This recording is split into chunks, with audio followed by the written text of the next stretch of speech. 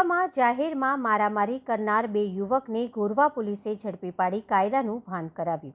વડોદરાના Gorwa police station હદ વિસ્તારમાં મારામારીના બનેલા બનાવમાં પોલીસે 4માંથી 2 હુમલાખોરોને ઝડપી પાડી કાર્યવાહી કરી હતી। ગોરવાના પંચવટી વિસ્તારમાં 2 દિવસ પહેલા જાહેરમાં 4 યુવકો વચ્ચે મારામારી થતા લોકોના ટોળા ભેગા થઈ ગયા હતા, જેથી પોલીસે આ બનાવના પ્રત્યાઘાત ન પડે તે માટે ગુનો દાખલ કરી ચારેયની શોધખોળ કરવામાં આવી હતી। આ પૈકી પોલીસે અભિષેક ઉર્ફે બિંદુ, અજય ગીરી તેમજ પંકજ ગીરી, હરકેશ ગીરીને ઝડપી પાડ્યા હતા। બંને વિરુદ્ધ પોલીસે અટક સહિતની કાર્યવાહી શરૂ કરતા તેઓએ કાન પકડીને માફી માંગી હતી। પોલીસે તેઓને કાયદાનું ભાન કરાવ્યું હતું।